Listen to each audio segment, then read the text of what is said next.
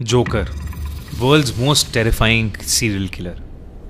1977 Chicago. 14 सितंबर की उस रात को 9 साल का डॉनी पार्क में खेलने के बाद घर जा रहा था जब एक गाड़ी उसके पास आकर रुकी। गाड़ी में उसका फेवरेट पोगो द क्लाउन था। पोगो ने जादू से एक रोप के अंदर से चॉकलेट और बलून निकालकर उसे ऑफर किए। डॉनी वो बलून्स और चॉकलेट लेने के लिए उसकी गाड़ी में बैठ गया और उसके बाद वो गाड़ी वहां से आगे बढ़ गई। डॉनी उस रात उस क्लाउन के साथ चला तो गया, लेकिन उसके बाद कभी घर वापस नहीं आया। पुलिस ने डॉनी के केस को इन्वेस्टिगेट तो किया, पर किसी भी नतीजे पर पहुंच नहीं पाई, क्योंकि पिछले 4 सालों से ऐसे कई डिसअपीयरेंसेस हुए थे जिसके आसपास एक क्लाउन के दिखने की अफवाह थी, लेकिन उन्हें कोई भी पक्का सबूत या क्लू नहीं मिल पा रहा था। इस इंसिडेंट से लगभग 1 साल बाद दिसंबर 1978 में 15 साल का रॉबर्ट एक फार्मेसी में काम कर रहा था जब एक आदमी जॉन वेन गेसी, एक पेंटर, वहां आया। रॉबर्ट ने अपनी कलीग किम से अपनी जैकेट वापस मांगी, क्योंकि उसे बाहर जाकर जॉन गेसी से जॉब के लिए बात करनी थी। किम ने एक फिल्म रोल की रिसीट उस जैकेट में रख दी और रॉबर्ट जैकेट पहनकर बाहर चला गया। लेकिन उस दिन के बाद से रॉबर्ट भी कभी वापस नहीं आया। रॉबर्ट के पेरेंट्स ने उसे पूरी रात ढूंढा, पर वो कहीं नहीं मिला। रॉबर्ट के पॉलिटिशियन फादर ने देरी ना करते हुए पुलिस को इन्वॉल्व किया। पूछताछ के दौरान पुलिस को पता चला कि रॉबर्ट को आखिरी बार गेसी के साथ देखा गया था। गेसी का क्रिमिनल रिकॉर्ड चेक करने पर पता चला कि वो फिजिकल असॉल्ट के चक्कर में कई बार जेल जा चुका है और उस पर कई यंग लड़कों को डराने, धमकाने और स्टॉक करने के भी आरोप थे। पुलिस ने जॉन पर नजर रखनी शुरू कर दी, लेकिन कई दिनों तक कोई मूवमेंट नहीं हुई। पर फिर पुलिस ने उसके घर की तलाशी ली और उन्हें काफी सारे क्लूज मिले। उन्हें वहां काफी अजीब चीजें मिली, जैसे गेसी के बेडरूम में क्लाउन की कॉस्ट्यूम्स का होना, क्लाउन के मेकअप का सामान और कई सारी स्केरी क्लाउन पेंटिंग्स। साथ ही साथ ढेर सारी एडल्ट फिल्म्स, एक अंगूठी और ढेर सारे सेक्सुअल टॉयज। साथ ही 2 बुक्स भी, लविंग यंग मेन और प्रिटी बॉयज मस्ट डाई, जो होमोसेक्सुअलिटी के ऊपर थी। पुलिस को शक होने लगा था कि गेसी को लड़के पसंद हैं और शायद गेसी ही वो क्लाउन है जिसके चलते वो जवान लड़के गायब हो रहे हैं। पर सर्वेलेंस करते हुए पुलिस को जो दिखता था वो उनके शक से बिल्कुल ऑपोजिट था, क्योंकि गेसी अपनी कम्युनिटी में सब लोगों की बहुत मदद करता था। और तो और कैंसर पेशेंट्स, कम्युनिटी पार्टीज और दोस्तों के बच्चों के बर्थडे पर पोगो क्लाउन बनकर परफॉर्म भी करता था। जैसे जैसे पुलिस की इन्वेस्टिगेशन आगे बढ़ी, पुलिस ने उन क्लाउन से लिंक्ड डिसअपीयरेंस केसेस को री इन्वेस्टिगेट करना शुरू कर दिया। इन सब केसेस के कई मिसिंग विक्टिम्स को आखिरी बार देखने वाले लोगों ने जिस क्लाउन का डिस्क्रिप्शन दिया, उसकी कद काठी और मेकअप गेसी के पोगो क्लाउन से मैच होता था।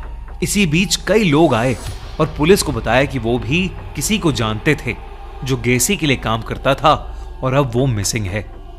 गायब हुए लड़कों में से जॉन सिंक की रिंग, जिसमें JS लिखा था, पहली सर्च में गेसी के घर पर भी मिली थी। एक दिन गेसी ने अपनी अच्छी इमेज को साबित करने के लिए पुलिस को अपने घर आने का इनविटेशन दिया। पुलिस ऑफिसर्स घर के अंदर गए। ऑफिसर बॉब वॉशरूम जाने का बहाना बनाकर गेसी के घर की तलाशी लेने लगे। इस बार गेसी का घर बदल चुका था और क्लाउन की पेंटिंग्स और परफॉर्मेंसेस की DVDs ढेरों में थीं। तभी घर का हीटिंग सिस्टम ऑन हो गया और बॉब को डक्ट के अंदर से सड़ते हुए मीट की बदबू आई। ये वही बदबू थी जिसके बारे में गेसी की एक्स वाइफ, नेबर्स भी कई बार शिकायत कर चुके थे। बॉब को शक हुआ कि गेसी ने मर्डर विक्टिम्स की लाशों को डक्ट स्पेस में छुपाया है। बॉब डक्ट्स में जाने ही वाला था। बॉब के पैर के पास उसे एक कीचेन मिला जिस पर डॉन लिखा था। बॉब को याद आया कि ऐसा ही कीचेन 1 साल से गायब डॉनी के पास भी था। इससे पहले कि बॉब उन डक्ट्स को इन्वेस्टिगेट कर पाता, गेसी वहां आ गया और बॉब को अपनी इन्वेस्टिगेशन वहीं रोकनी पड़ी। पुलिस गेसी पर और ज्यादा प्रेशर डालने लगी और अब वो 1 सेकंड के लिए भी गेसी को बिना पुलिस सर्वेलेंस के नहीं छोड़ती थी। इसका नतीजा ये हुआ कि उसे क्लाउन की परफॉर्मेंसेस भी मिलना एकदम बंद हो गया। इसी दौरान एक रात गेसी अपने लॉयर सैम और लेरॉय के ऑफिस में गुस्से और फ्रस्ट्रेशन में घुसा। उसने उनसे शराब मांगी और शराब पीते पीते कन्फेस करने लगा कि उसने कितने लड़कों को मारा था। उसने बिना रुके अपने सारे क्राइम्स कबूल किए जो उसने पोगो द क्लाउन बनके किए थे। सैम और लेरॉय ये सुनकर शॉक हो गए। उन्होंने तुरंत पुलिस ऑफिसर्स को बुलाया और रिक्वेस्ट की कि वो गेसी को किसी भी तरह पकड़ लें। लेकिन तब तक गेसी होश में आ गया और जो भी उसने कबूला था वो उससे मुकर गया और वहां से भाग गया। लेकिन पुलिस की 2 टीम्स ने दोनों तरफ से उसकी गाड़ी को रोका और उसे अरेस्ट कर लिया। गेसी ने अपने गुनाह मान लिए और पुलिस और फॉरेंसिक टीम को स्प्रे पेंट से मार्क करके अपने घर में एक जगह दिखाई। जब ऑफिसर बॉब ने टॉर्च से उस कोने को देखा तो वहां से कई लाल वर्म्स निकल रहे थे। खुदाई करने पर वहां 3 सड़ती हुई डेड बॉडीज मिली, जिनमें से एक का डीएनए डॉनी से मैच हो गया। गेसी ने बताया कि उसने 27 बॉडीज को अपने घर में दफनाया और 6 को नदी में बहा दिया, जिनमें से एक बॉडी रॉबर्ट की भी थी। पुलिस ने अगले कई हफ्तों तक उसके घर को डिसमेंटल करा, जिसमें उन्हें 29 बॉडीज मिली।